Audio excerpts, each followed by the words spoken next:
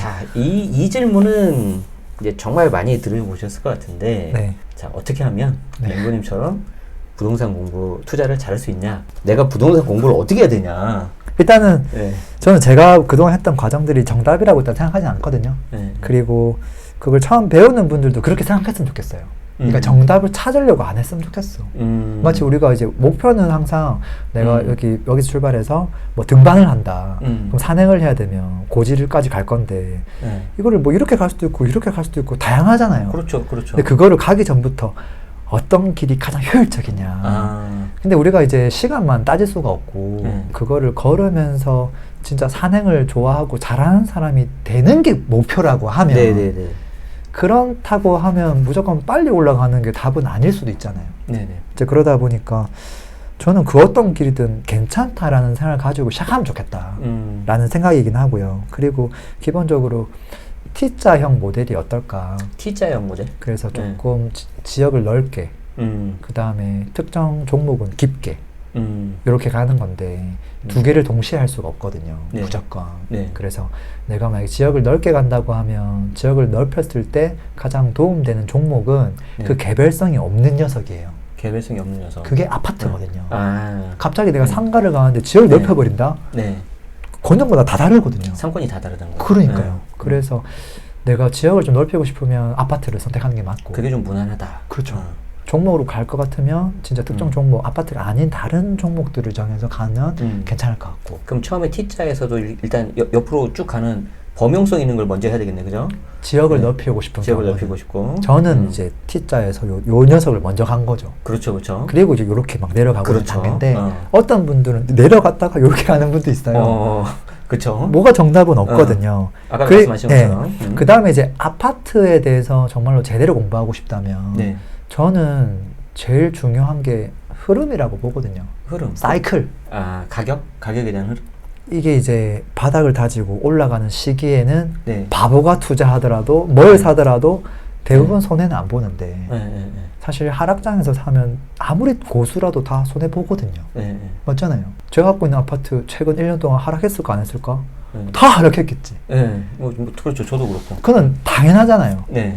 근데 그거를 피해갈 수는 없거든요. 네. 장기적으로 가져가면. 근데 다만 처음 이제 살려고 했을 때 기왕이면 그 시점에는 안 사고 싶잖아요. 네. 꼭 무슨 바닥은 아닐지라도. 네. 그래서 요 흐름을 조금 잡아가는 공부는 먼저 선행하면 어떨까. 그러니까 그 흐름을 잡는 공부가 어렵다는 거예요. 그 흐름을 잡는 공부가 힌트를 조금만 주세요. 아, 네. 근데 이제 저는 이렇게 하죠. 네. 항상 나누죠. 두 개를 딱 나누면 하나는 그 지역 안에서 요인과 지역 바깥에서 요인이 있다. 그렇게 나누고 만약에 우리가 금리 인상 이런 게 없었다고 하면 철저하게 내부 요인으로 움직였을 텐데. 그렇지. 그 경우에 제일 중요한 게 뭘까라고 보면 수요와 공급이라고 보고 있고 네. 수요 공급에서 수요는 사실은 심리가 왔다 갔다 하니까 맞출 수는 없는데 그나마 우리가 체크할 수 있는 게 공급이니까 공급 정도는 제대로 체크해서 들어가야 되지 않을까. 그리고 그 공급에 있어서 이 흐름을 본다면 저는 항상 그 미분양을 정반대로 보거든요. 미분양. 그래서 미분양이 만약에 많다가 쫙 줄어드는 그런 상황. 그렇죠. 그런 상황은 대부분 바닥일 확률이 매우 높거든요. 네. 그래서 그런 지역들만 몇 개를 선정하더라도 괜찮지 않을까라는 생각을 하고요. 그 다음에 이제 흐름을 보고 나면 당연히 어떤 지역이 관심이 생길 거거든요. 네. 뭐 예를 들어서 요즘 뭐 사람들이 대구 얘기하면 대구가 앞으로 흐름이 어떨까? 뭐 인천이 어떨까? 조그만 소도시가 어떨까? 뭐 서울 가까운 춘천이 어떨까? 뭐 막 여러 가지 고민이 들 텐데 이제 그때 우리가 필요한 게 뭐냐면 얘를 우리가 딱 결론을 내릴 수가 없을 거거든요. 네. 뭐를 결론을 못 내리냐면 얘가 앞으로 오를 거다 내릴 거다가 아니에요. 그건 사실 좀 어려운 영역이라서 먼저 선행돼야 될 게 그 지역의 입지와 가격, 그 가치가 적정하냐를 빨리 판단해 줘야 되거든요. 이게 되는 상태에서 흐름을 같이 봐줘야 되는데 흐름만 보니까 이게 너무 선택하기가 어려운 거예요. 근데 이제 그 지역에 내에서 입지와 그 가치를 같이 본다는 말은 무슨 말이냐면 예를 들어서 아까 지방은 과연 될까요? 뭐 이런 얘기 하잖아요. 서울은 누구나 좋은 거 아는데 누구나 못 사니까 지역을 넓혀야 되는데 지방이 과연 될까요? 했을 때 그 가치를 판단하는 눈이 없거든요. 아까 대구 수성구 같은 경우도 그 친구가 지금 대장 아파트가 14억 해요. 네. 14억이면 서울에서 살 수 있는 아파트가 신길 레미안. 네. 그다음에 또 살 수 있는 게 그 동대문구의 레미안 크래시티. 네. 이 친구도 시세가 정확하게 비슷해요. 네. 과거 고점도 17억이었거든요. 네. 그 가치를 이해해야 된다는 거예요. 내가 14억이 있으면 이걸 사는 게 맞을까 저걸 사는 게 맞을까. 그만큼 지방도 가치가 있는 건 있다라는 거거든요. 다만 그 밑에 있는 녀석을 찾을 때는 그걸 다 허물어 버리더라고요. 이걸 무슨 말이냐면 대구에서 2급지로 가는 순간 금액이 바로 5, 6억대로 내려와요. 네네. 그러면 만약에 아까 동대문구 그 크래시티에서 네. 5, 6억대로 내려가지고 서울에서 신축 아파트 찾을 수 있을까요? 없죠. 5년 내 신축 서울에서 없지. 33평을 어떻게 절대 없거든요. 네. 자 그럼 경기도에서 찾으면 어디까지 가야 될까요? 저기 멀리 있는데 어디까지 가야 되냐면 북쪽으로 가면 정확하게 옥정 신도시까지 가야 되고요. 옥정까지. 네, 그래야 그 5억 5천에서 6억 하거든요. 남쪽으로 가면 정확하게 오산 세교까지 가야 돼요. 그 정도는 넘어가 줘야지. 그 사이엔 없어요. 그건 무슨 말이냐면 내가 만약에 대구에서 2급지에서 신축을 선택한다. 그 말은 무슨 말이냐면 경기도 외곽 거를 사는 느낌으로 받아들여야 된다는 거예요. 야, 여기 대구가 많이 떨어졌으니까 이걸 사야 된다가 아니라 떨어지긴 떨어졌는데 내가 옥정을 사야 되나? 만족할까? 이 생각을 떠올려야 되거든요. 그게 되려면 수도권에 있는 지역들과 또 아까 광역시에 비교할 수 있는 지역들하고 같이 견줘서 생각해야 되는데 그냥 단순하게 대구에서 2급지가 지금 많이 떨어졌는데 사도 될까 안 될까? 앞으로 흐름이 좋을까? 많이 하락했으니까 무조건 좋아지지 않을까? 이렇게만 생각하면 안 된다는 거죠. 결국 비교를 해야 된다. 알맹이가 중요하다는 거죠. 그치. 알맹이가 있는 상태에서 아 그래 내가 오산 세교를 사는데 많이 떨어졌어. 이제 올라갈 것 같아. 이거랑 오산 세교가 아니라 최소한 용인 기흥구 뭐 제일 좋은 입지 아니면 뭐 수지구청까지 되는 입지였을 때 바닥이라는 느낌 다르잖아요. 입지가 완전 다르니까. 그랬을 때 내가 이걸 갖고 싶은지까지 같이 판단을 해줘야 되거든요. 결국에는 비교를 해야 되는 것 같아요. 기준점을 잡고, 그죠? 네, 그 지역에 대한 입지 이해, 가격, 가치에 대한 이해, 그리고 나서 비교를 해야지만 이 선택이 정말로 괜찮겠다라는 확실해지거든요. 대구의 1급지면은 서울의 1급지의 대략 몇 %가 될까요? 그럼 대구가 그 아까 신길에 있는 레미안하고 그 다음에 동대문구 레미안 크래시티가 있잖아요. 동작구에 있는 신축도 비슷하거든요. 대략 한 50%에서 55% 사이예요. 강남구 대비. 강남구에 있는 대치동 레데펠 대비. 저는 그게 머릿속에 들어와 있거든요. 그래서 동대문구 대장 살래? 아니면 그 범어동 대장 살래라고 했을 때 선택은 같다. 근데 재미난 건 전세가가 얼마나 까보자 라고 했을 때 한 번 더 들어가는 거죠. 거기에 이제 투자금과 수익률이 달라지니까. 지금 싱글 레미안 전세가가 있을 거고 뭐 할 거 아니에요. 대구가 높을까요? 서울이 높을까요? 대구. 거기 좀 공급이 많은데? 공급이 많으니까 그냥 차라리 전세 살려고. 아닌가? 대구가 지금 전세가가 좀 더 높아요. 지금 최근에 전세 가격이 엄청 올라왔어요. 아니 최근 한 6개월 전만 하더라도 완전 바닥이었거든요. 상당히 많이 올라와가지고 지금 서울 거보다 조금 더 높아요. 그래서 전세에 대한 가치도 인정받고 있구나. 그렇죠. 그래서 매매가가 허수가 아니구나라는 걸 알 수 있죠. 어차피 거긴 또 실수요자들이 워낙 탄탄하니까. 그런 것도 있고.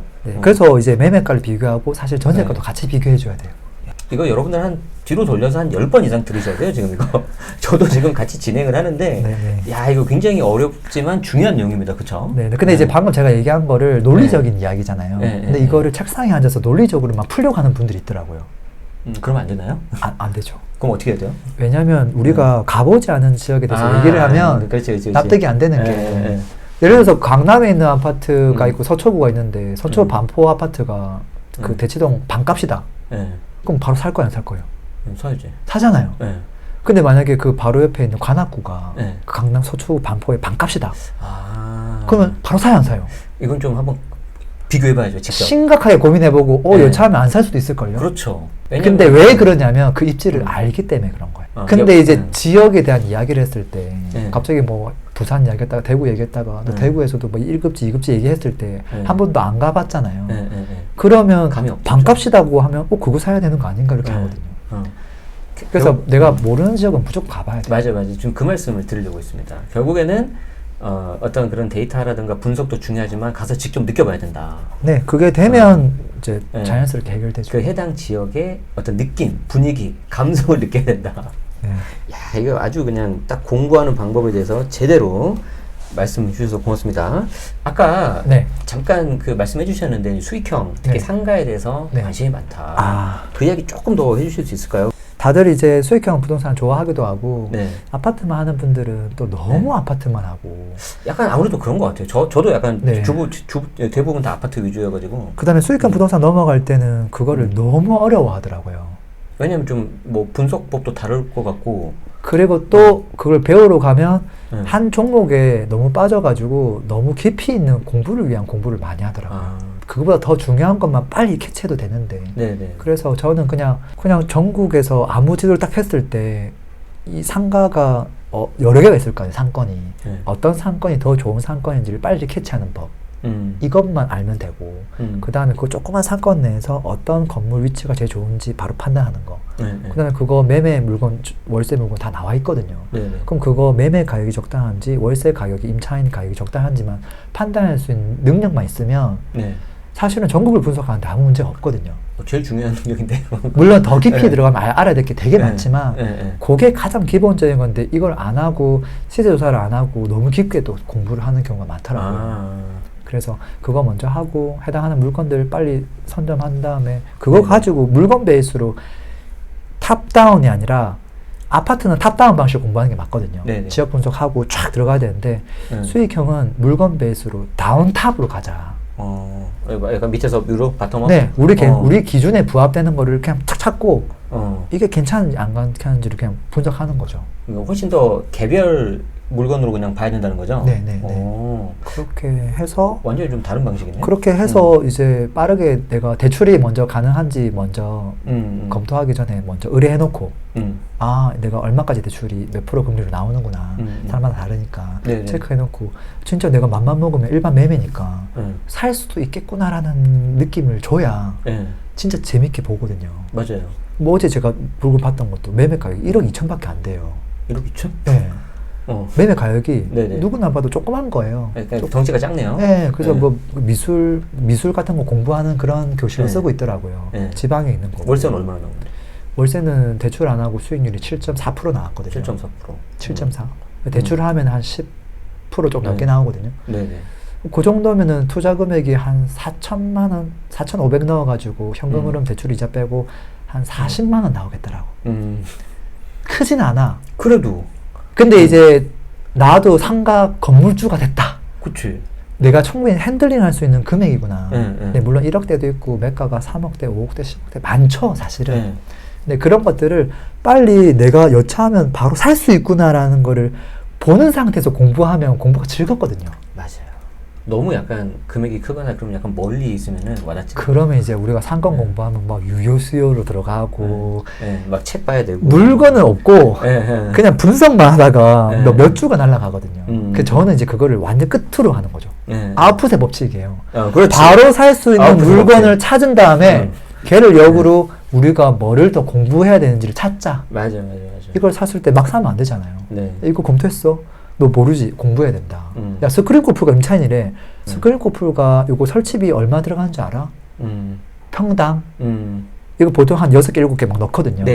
그러면 이거 했을 때 설치 비용이 뻔히 정해져 있거든요. 그거 하면 다 나오거든요. 그럼 이 사람이 이 시설비를 넣었는데 나갈 수 있을까 없을까? 그걸 이해를 해야 이거 잘 안 나가겠구나. 판단할 수 있을 거 아니에요. 그치. 그러면 이제 그 종목에 대해서 업종에 대해서 그때 가서 공부하자. 내가 지금 임차인이 병원인데 굳이 스크린코프를 공부할 필요가 없잖아요. 그런 식으로. 그래서 물건 공부, 임차인 공부. 여차하면 내가 거기다가 내 업을 하자. 그치. 내가 스크린코프 공부 다 해놓으면 어떻게 되는 거예요? 내가 하면 되지 뭐. 내가 나중에 그거 차려도 되겠네라는 생각을 할 수도 있죠. 이런 식으로 그냥 공부해 나가는 거예요. 야, 또 이제 같이 스터디 하시는 분들은 이제 많이 계실 것 같은데 재밌을 것 같습니다. 와요.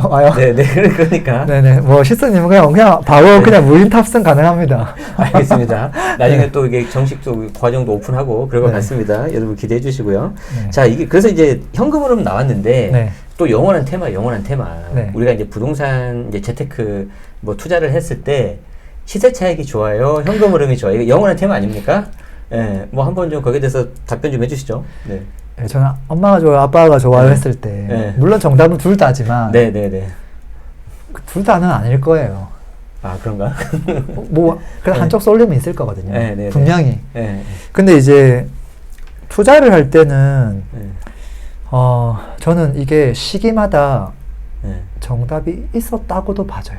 시기마다. 여기서 중요한 게 시기마다입니다. 왜냐면 뭐 2011년도, 13년도, 15년도 돌아가서 그때 막 전세가율이 막 80%, 90%였거든요.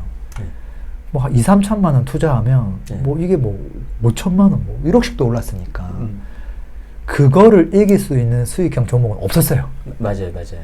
그러니까 상대가 안 되는 거예요.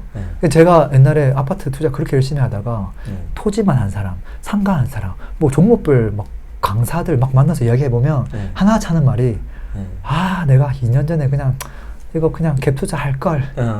그런 이야기를 공통적으로 많이 했었거든요. 아무리 그걸 잘한다 하더라도 그 단기간 내에 그렇게 바로 올라갈 거라고는. 왜냐면 계약하고 잔금 치기 전에 이미 시세가 올라가 버렸거든요. 맞아요. 그땐 그랬어. 근데 과연 이제 지금 그렇냐라고 보면 체크해봐야 될 게 과거처럼 투자 금액이 그렇게 전세가율이 높냐? 그렇지 않죠. 그 다음에 사자마자 잔금 칠 때 바로 올라가냐? 아니죠. 게다가 거래 비용도 많이 들어요. 거래 비용도 많이 들죠. 그러니까 지금은 누가 봐도 이게 절대적으로 좋다라고 얘기할 수 없는 상황이에요. 그래서 지금은 오히려 어떤 분에게는 수익형이 훨씬 더 좋다 라고 얘기하고 있고 저도 그러다 보니까 제 개인적인 투자는 수익형 투자를 많이 하고 물론 이제 저한테 물어보는 질문은 아파트 질문을 너무 많이 하니까 워낙 이제 그쪽으로 많이 하셨으니까 어쩔 수 없이 저도 분석은 매달 하죠. 매달 하고 뭐 전국 시황 분석하고 또 지역별 전망도 하고 정보 내어드리지만 어떤 분에게는 아파트 투자 많이 한 사람들이라거나 이제는 좀 아파트 괜찮은 거 많이 들고 있는 분들은 야 수익형 넘어도 되는데 왜 안 넘어가냐 그 이야기를 전 요즘 많이 해요. 근데 또 한편으로는 아니 옛날에 아파트 이야기하다가 왜 수익형 이야기해요? 뭐 이렇게 얘기하는 사람도 있어. 왜냐면 내가 옛날에는 댄스 가수였는데 갑자기 발라드 이야기를 하면 나는 댄스가 좋았는데 그러거든요. 야 지금은 발라드도 괜찮다. 대세야 발라드가. 필요하다. 이제 그런 이야기를 하는 거고 다만 그게 왜 좋냐라는 측면에 있어서 수익형 부동산을 갖고 있는 사람들 중에 이게 옛날부터 갖고 있는 사람들은 어렵지 않아요. 지금 예를 들어서 건물이라든지 상가라든지 전국에 그렇게 많은 건물들이 있지만 매도로 다 나오느냐? 안 나와요. 몇 개만 나온단 말이에요. 왜 안 나오냐? 지금 금리가 높고 수익률이 형편없을 텐데 근데 옛날에서 갖고 있던 사람들 입장에서는 별로 안 답답하거든요. 옛날에 저렴할 때 샀었고 금리가 올라갔다 하더라도 저렴했었고 그리고 이제 과거에도 금리 낮게 했던 분들도 많고 그냥 이 또한 지나가리라 하고 그냥 가는 거예요. 다급한 사람들은 최근 1, 2년 동안 매입했던 사람들밖에 없어 사실은. 근데 그 물건이 저렴하게 나올 수 있는 여지가 열려있죠. 그래서 수익형 부동산을 뭐 경매든 금매든 매입하는 것들은 괜찮다라는 생각이 들고 그 다음에 그 물건들을 단기 매도할 수 있는 것도 괜찮기 때문에 차라리 단기 매도를 하려면 그래도 이제 뭔가 좀 딱 수익률을 맞춰서 좀 팔아야 되지 않나요?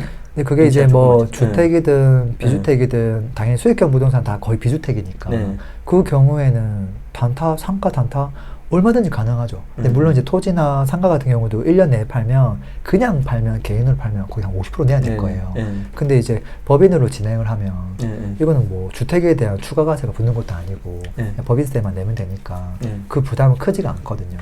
그래서 단타도 가능하고 여차하면 임차인 세팅해서 월세도 받을 수 있고 그리고 경매가 아니더라도 그냥 금매로 사서 대출을 일으켜서 수익률 제 기준은 최소 수익률이 10% 이상 10%. 경매로 만약에 하면 내가 고생을 하잖아요.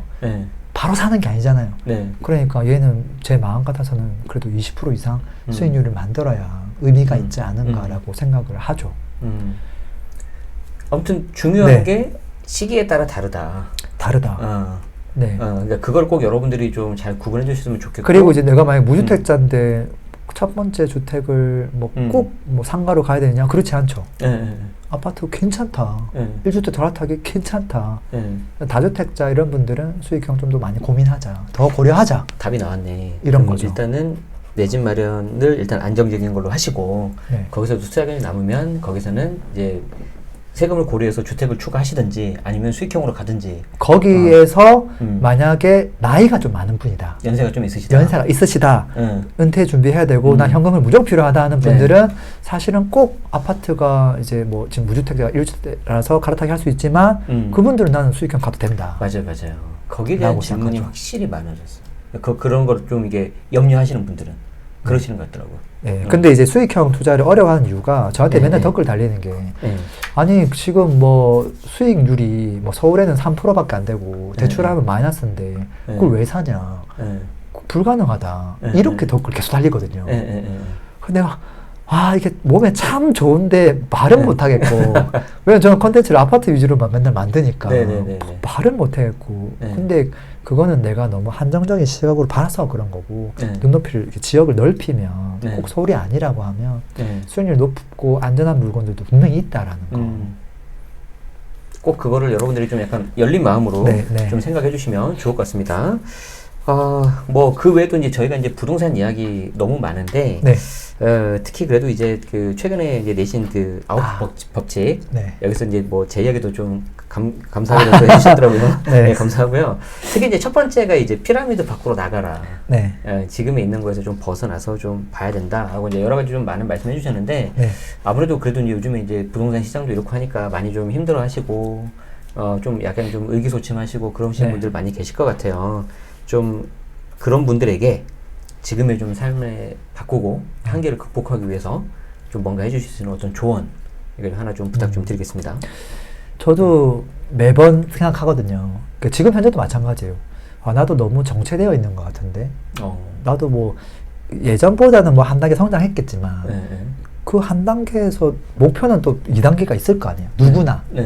근데 계속 그 자리에 머물러 있다는 느낌을 항상 받거든요. 그랬을 때 이 단계를 한 단계를 뛰어넘으려면 어떻게 해야 될까? 나도 아동바동 하거든요. 잘 안 되네 맨날 그러거든요. 근데 아마 입장은 똑같을 것 같아요. 1에서 2로 가나 2에서 3으로 가는 입장이나 비슷해. 결국은 이제 뭔가 내가 잘하고 좋아하고 할 수 있는 한도 내에서만 다람쥐 쳇바퀴 돌듯이 뭔가 하고 있을 거예요. 직장인 분들은 회사 열심히 다닐 거고 개인 사업하는 분들은 또 일을 하다 보면 딴 거 못 할 거고 이제 그랬을 텐데 이거를 돌파하려면 어떻게 해야 될까? 저는 맨날 고민하거든요. 저는 이제 항상 우주를 보죠. 우주? 이 비행기가 이거를 우주를 넘어가려면 뭐가 필요하지라고 했을 때 그 발사체가 필요하잖아요. 그렇죠. 추진력. 이게 없으면 그 대기권을 저는 못 벗어난다고 봐요. 그렇죠. 그럼 그 추진력은 어떻게 구해요? 그 추진력이 뭘까라고 한번 생각해 본 거예요. 이게 뭐지 추진력이? 단순 실행력인가?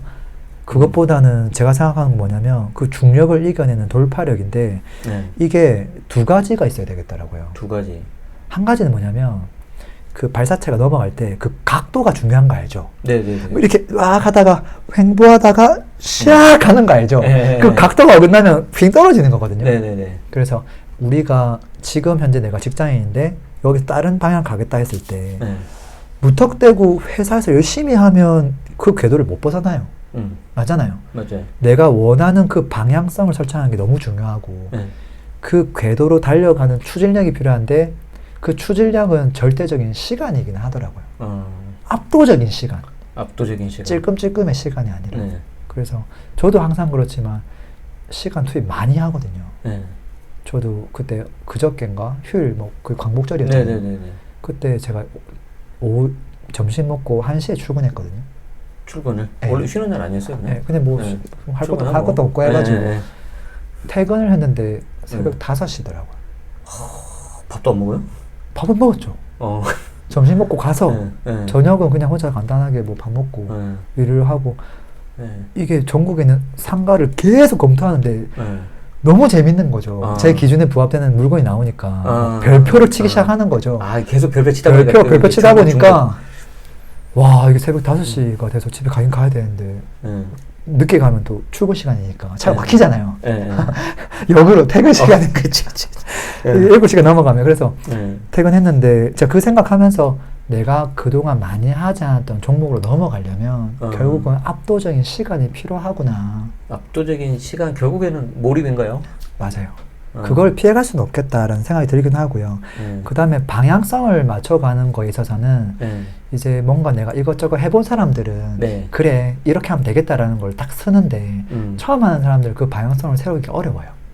이게 맞냐 저게 맞냐 감도 없잖아요. 예, 뭐 투자를 하더라도 주식이 맞냐 뭐 부동산이 맞냐 부동산 하더라도 이게 맞냐 저게 맞냐 왔다 갔다 하거든요. 그때는 필요한 게 어쩔 수 없이 그 길을 걸어가 봤던 사람을 무조건 찾거나 만나거나 조언을 듣거나 책을 보거나 그건 필요한 것 같아. 벤치마킹 대상은. 그래서 그 사람이 했던 그 발자국을 따라서 그 방향성을 설정하는 건 맞는 것 같아. 그리고 절대적인 시간 넣는 거. 그 두 가지가 되면 최소한의 약간의 성과는 나오지 않을까. 그 성과가 나와야 아, 이 길이 맞구나 하면서 더 달려갈 수 있을 거거든요. 맞아요. 성과가 안 나오면 재미가 없어. 못 달려가요. 그리고 하다가 그냥 힘들 것 같아요. 맞아요. 그리고 이제 요만큼 성과가 나오기 직전에도 포기할 수 있거든요. 그때는 어떻게 해야 되냐면 내가 지금 해 나가고 있는 것들을 조금 기록하고 사람들한테 나누다 보면 나도 그 방향이 맞는지 안 맞는지 모르겠는데 나도 거기 관심 있었어요 하면서 막 자꾸 댓글이 달리거든요. 그러면서 이렇게 사람들이 관심이 많구나. 내가 가는 방향이 맞구나. 내가 했던 게 얼마 안 되는데 이렇게 좋아하는구나 하면서 힘 받아가지고 그게 또 추진력을 받아서 한 번 더 가거든요. 그거는 많이 느끼고 있어요. 저는. 그렇게 가는 게 일반적이지 않나라는 생각을 해요. 그게 제 책에서 얘기했던 아웃풋에 대한 중요성이기도 하고요. 굉장히 그 핵심을 말씀해 주시는 것 같아요. 결국에는 방향 잘 잡고 그 방향 잡을 때는 먼저 해본 사람 따라하고 맞아요. 그렇죠. 그리고 이제 거기에 대해서 투입은 해야 돼요, 여러분들이. 그렇죠. 시간 투입해야 돼. 그러다 대신에 이제 그거를 지속적으로 투입하려면 보상이 있어야 돼. 그렇죠. 그게 없으면 안 돼, 잘. 보상이 있어야죠. 저도 처음에 강의할 때 진짜 월급 말고 100만 원 만드는 게 목표였어요. 랭구님 잘 아시잖아요. 옆에서 많이 보셨으니까. 저는 아파트 사서 1000만 원만 오르는 게 제 꿈이었어요. 그러니까. 그 목표가 그 정도밖에 안 됐어요. 맞아요. 그래서 처음 그런 어떤 성과라든지 투자라든지 그게 처음이 진짜 중요한 것 같아. 거기서 조금이라도 재미를 봐야 돼. 그렇죠. 아, 이렇게 하면 되는구나. 맞아요. 꼭 여러분들이 그걸 기억해 주시면 좋겠습니다. 저희 많은 이야기 나누는데 또 기회 되면 모실 수 있도록 하고요. 마지막으로 마무리. 그 창가 방패라고 하잖아요. 그래서 버는 것도 중요한데 사실 절세도 중요하잖아요. 또 절세의 신 또 제네시스 밥 채널에 또 초대해 주셔서 너무 감사하고요. 그리고 또 오늘 뭐 이런저런 이야기 좀 많이 하긴 했는데 저도 그냥 1년에 한 개, 좀 타이트하면 분기에 한 개, 그 정도만 새로운 거 하나 해보자. 그 정도 목표만 세우거든요. 영상 보시는 분들도 그렇게 뭐 너무 깊은 고민하지 말고 지금 할 수 있는 거에서 하나씩 해 나가시는 시간 가지시면 어떨까 싶습니다. 오늘 초대해 주셔서 너무 고맙습니다. 고맙습니다, 랭구님.